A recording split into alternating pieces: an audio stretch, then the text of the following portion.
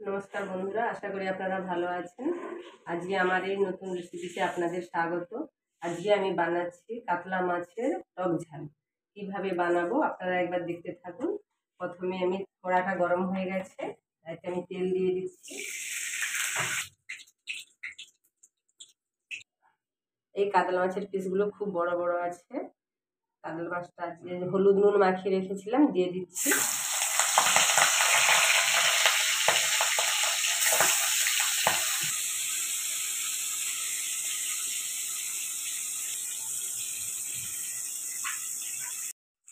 এই দেখুন, মাছগুলো আমার একদম লাল লাল করে ভাজা হয়ে গেছে। এবারে আমি এগুলো তুলে নেব।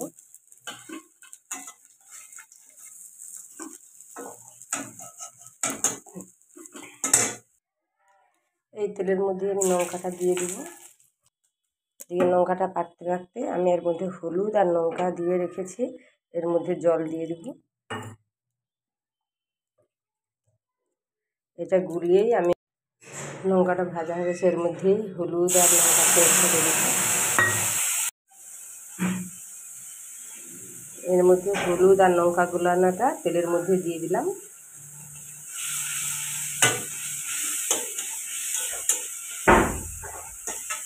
লঙ্কাটা খুব ভালো করে ভাজা হয়ে গেছে।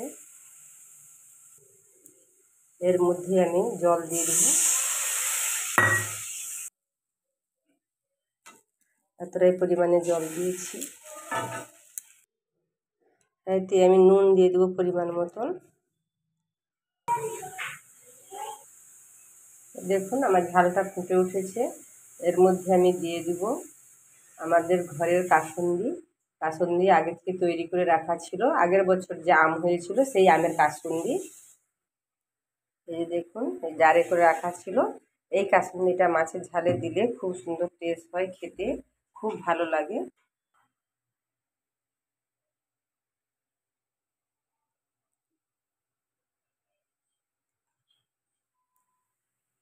এই কাসুন্দিটাই দিব এই ঝালের মধ্যে। এই কাসুন্দিটা মাছের ঝাল, ডাল বড়ার ঝাল করলেও দেওয়া যায়, ডাল করলে ডালের মধ্যেও দেওয়া যায়। এই কাসুন্দিটা যে ডাল হোক যে কিছু টক জিনিসে দিলেই খেতে খুব ভালো লাগে।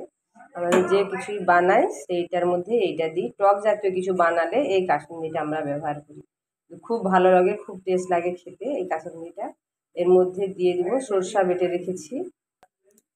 এই সরষা বাটা, শুধু এর মধ্যে মশলা থাকবে খালি সরষে বাটা, আর কিছুই দিব না। এই সরষে বাটা দিয়ে এই টক ঝালটা বানালে খেতে খুব ভালো লাগে।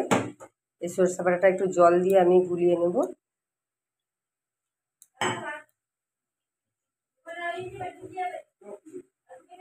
এটাই আমি দিয়ে দিচ্ছি এই টকের মধ্যে।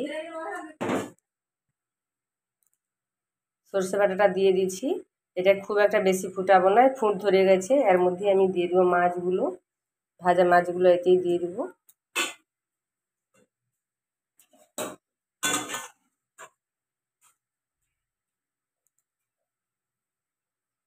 মাছটা ভালো করে ফুটে গেলেই নামিয়ে দেবো। দেখুন ঝালটা খুব সুন্দর ফুটে উঠেছে, আর দেখতেও খুব সুন্দর হয়েছে, রঙটা একদম খুব সুন্দর হয়েছে। এটা ভাতের সঙ্গে খুব ভালো লাগবে, গরম গরম ভাতে আর মাছের এই টক ঝাল। আমার মাছের টক ঝালটা হয়ে গেছে, এবারে আমি নামিয়ে নেব। খুব বেশি শুকনা শুকনা করবো না, আর খুব বেশিও ঝোল রাখবো না, তার মধ্যে একটু ঝোল রাখবো। কেন টক ঝোলটা খেতে খুব ভালো লাগে, সবাই ভাতের সঙ্গে মাখিয়ে অমনি চমকিয়ে খাবে, মুখে চুমুক দিয়ে।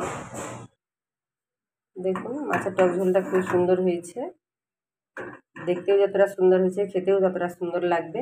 আপনারা একবার বাড়িতে বানিয়ে দেখবেন, প্লিজ প্লিজ একবার বাড়িতে বানিয়ে দেখবেন এরকম মাছের ঝাল, খেতে কেমন টেস্ট লাগে আপনারা কমেন্ট করে জানাবেন। আমার এই ভিডিওটা ভালো লাগলে আপনারা লাইক শেয়ার কমেন্ট সাবস্ক্রাইব করবেন, সঙ্গে থাকবেন। নমস্কার।